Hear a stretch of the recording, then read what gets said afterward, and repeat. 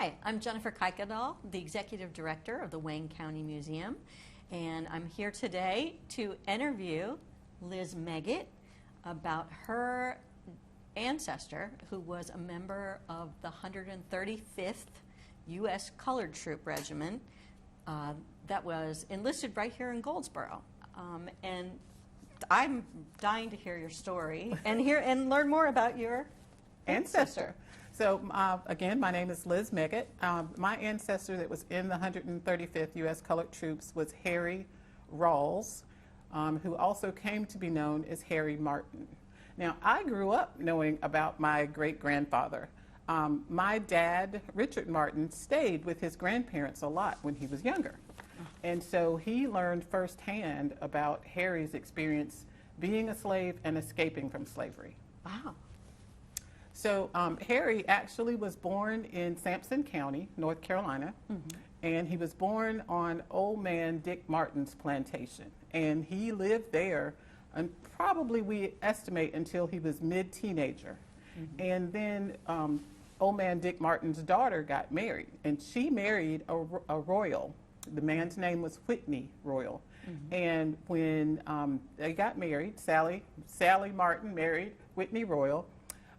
They were given away, we think. What Harry says in his deposition is that he was put on the back of a wagon and he was taken away when his mistress, Miss Sally, went to live with the Royals. Wow. So we don't know how long he was on that plantation, but the story that my dad passed down to me is that one day the overseer on the Whitney Royal plantation was going to beat his sister Rachel. Harry picked up a stick and he beat the overseer. Oh. Wow. And, you know, back then he would have been either severely, beaten, or he would have possibly even died if he'd been caught. So Harry ran. He ran away from that plantation. He was able to hide, and he was going from Sampson County back here to Wayne County, which is about 60 miles. I GPSed it, and it says that it would have taken him 24 hours just to travel that amount of time on foot. Wow. But as you can imagine, he would travel during the at night when it was dark outside, because he wanted to do it where he was undercover so he wouldn't be caught. And then during the day, he would sleep. Now, on one particular occasion, my dad told the story that he could hear the paddy rollers, which were the slave patrol. He could hear the paddy rollers, he could hear the horses' hoofs, he could hear the dogs barking, and he was so scared. He got into a creek, and he got under a hollow log, and he stayed there really, really still and just shaking, but he stayed there until the dogs and the horses and the men passed him by. And then he kept on coming to Goldsboro. That is so dramatic. And it's incredible that you have this detailed history that I guess was just passed down. It was as passed an oral down. history. My dad would tell us this story over and over again, because that was, and when my dad told it, it really was like first person. He would tell it like it was happening to him, because it was such a part of our history. Wow. So, but yeah, he made it back here to Goldsboro, and eventually we know that he joined the 135th. So his deposition says that he joined the 135th Regiment here in Goldsboro, and Solomon Gardner says in his deposition that the men were brought here, they were stripped naked, they were examined, they were given their blue uniforms, and then they took their oath, and they became members of the United States Army. Wow. And he actually enlisted for a period of 3 years, just like everybody else. From there, he says that they went to Raleigh. They marched to Raleigh, and unfortunately, my great-grandfather got the measles. So he actually was hospitalized, and they took him, he says in his deposition, by whatever ambulance that they had at that point, on to Richmond. And from Richmond, they went to Washington, D.C. But now along the way, even though my grandfather wasn't necessarily doing all the other work, they were corduroying the roads, they were cleaning up, they were making it possible for Sherman's men to actually move their horses, the men, whatever equipment they needed. So the corduroying the road was very, very important. And for people who don't know what corduroying means, I mean, I had to research it, and it's kind of fascinating. Well, it's some really hard work is what it is. They were actually cutting down trees. They were laying those trees across the road and putting dirt over it so that you could travel without getting stuck in the mud. And also, I believe one of the other men, and I don't remember which one, he says that they actually did a lot of the corduroying at night so that the men could actually move across it during the day. Advance. They could advance during the day. And you have to think, now he would have joined the Civil War in March of 1865. So it was still cold. It was rainy. There was ice. There was bad conditions. They didn't have enough food. I mean, if you ever saw the movie Glory, they talked about not having shoes. They talked about the tattered clothes. These were all the things that those men dealt with. So as I said, when they came to Goldsboro, again, they were stripped naked and they were examined and they were given their uniform. Well, they went from rags, tattered pants, tattered shirts, lots of them with no shoes. Like doing the Pioneer Corps, building roads. Exactly. And my particular ancestor escaped from slavery and whatever he had on, which probably wasn't very much. Yeah. And to come here and to get a uniform and actually take an oath and be a member, of the Army was a fabulous thing. And these brass buttons are just so important. It really just made them feel like real free men. Yeah, and the Eagles, I've read a lot about the Eagles, and I guess that's where the title of Amy and Jay Bauer's book, Where Eagles Come From, is about, the girl that finds buttons of her ancestor. And so the eagle upon your chest, it was, I'm sure, a very, very big deal. Yes, and a great source of pride. Real source of pride for them. And it's a fabulous book. I actually sat down and read it all in one shot. And for a lot of people that may not know their history, it's a good way to get you started with just even thinking about where did I, what was the experience of my ancestor. Right, and Deborah Jones, the last interview that we did, she really didn't know any of the history of her. She kind of stumbled upon it doing genealogy. So I think your story is fascinating because you grew up kind of learning about all of this, and it's kind of ingrained in your family history. It is. So that's an advantage when you're doing research. It is. As a budding genealogist, I actually started researching my family's history about 1995. And so I really went from person to person asking questions and trying to fill in the gaps. So I knew a lot of things, but there were things that I learned. Like I never knew who my great-great-grandmother, I didn't know what her name was because I knew about Harry, but we didn't know any further back.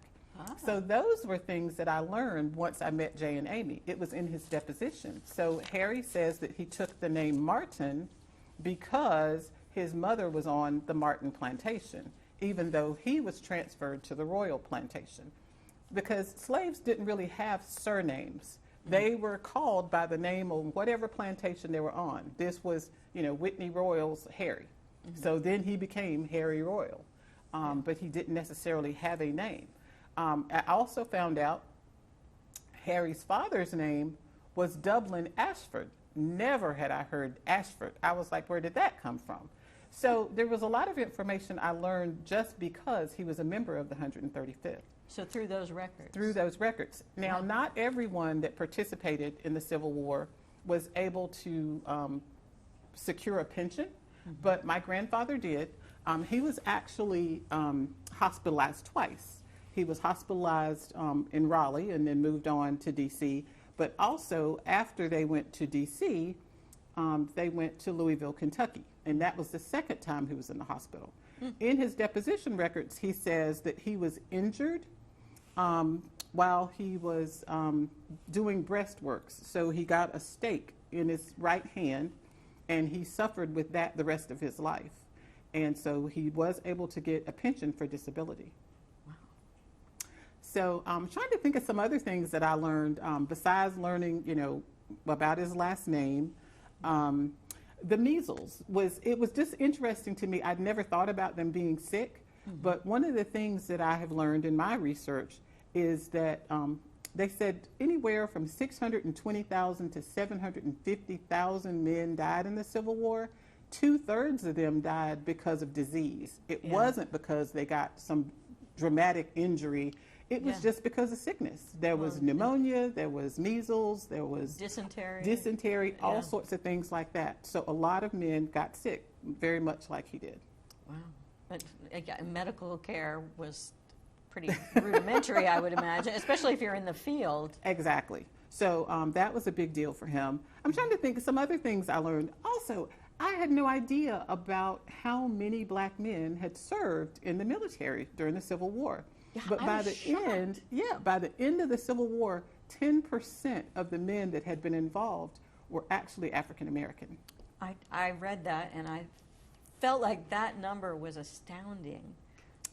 Absolutely. And that a lot of people are just completely unaware, that African American troops played such an important role in the Civil War. And I think even Sherman said that without, the Pioneer Corps, he couldn't have advanced, as fast as he did, and that they also helped bring the war to a close faster.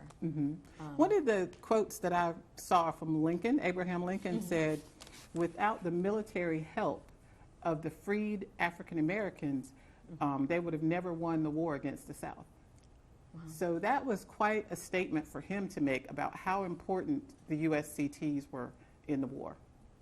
Well, yeah, I can guess towards the end of the war, too, there was more and more difficulty, I guess, to get white soldiers to enlist. And so if it weren't for these African American troops that kind of, stepped up and joined, that who knows, it would what have taken, the outcome of the war would have exactly. It would have taken much longer. And I believe the USCTs played a key role in keeping the men moving. I mean, the fact that they corduroyed the roads at such a tremendous rate. Yeah. They did a lot of the really, really hard work besides just being in actual battle. My great-grandfather did say in his deposition that he never actually fought. At one point there was a skirmish that they were going to be in, but it never materialized. So that he never actually, got to use the training that he had in that respect. Well, I know the 135th actually marched in the Grand Review in Washington, D.C. And was your ancestor a part of that? Yes. So he does mention in his pension records going to D.C., and they marched under their regimental flag in front of the President of the United States. And so for someone who had basically never left Sampson County other than coming to Goldsboro, to join, that must have been just a tremendous honor. Pretty big deal. Yes, absolutely. That's and, great. So from there, they went, like I said, back to Louisville, Kentucky, and he actually went by boat, which I found really interesting. I was thinking, in his records it says, and I think it was him and maybe Solomon Gardner, one other person said they went train and boat, but my great-grandfather specifically says he went by boat to Louisville, Kentucky, and they stayed there doing guard duty in Louisville from summer to late fall, and then he mustered out in Louisville. And mustering out just basically means he was separated from service. We have no idea how he made it back from Louisville to North Carolina. By boat? That's a distance. It's a real distance. I mean, back then. Yeah. So we don't know how he made it back here, but one of the things I found so incredible was he came back and went to the plantation and found his mother, and his grandmother was still living. Wow.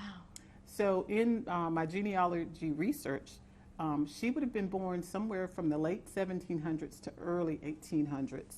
His grandmother, and he found her, and they came and they started, he was sharecropping here in Wayne County, out in Grantham.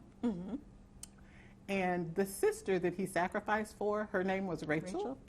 She married someone from the plantation she went to, a royal. She and her husband got on a mule and wagon, and they came back to Goldsboro, and she reconnected with her brother. Wow. So that really comes full circle for me. So I'm glad your story has a happy ending. You know, so many of them did not. So many of them did not. That's wonderful. It really was. And so we as a family have managed to stay together. We have a family reunion every single year up until COVID. Yeah. We have a family reunion every year, but the fact that he was willing to give up his life for her to keep her from being abused, and then she comes back and finds him, you know, once he comes back from the Civil War, I think it really is special for our family. Yeah. Closure, full circle. Absolutely. That's great. Wow. Amazing. Very much so. I'm so excited about this upcoming exhibit where we're going to share a little more information about the 135th. And I'm excited to learn more about Harry and learn more about the troop. So. Absolutely. Thank you so much for your time and for coming and sitting with us and sharing your amazing family story. We really appreciate it.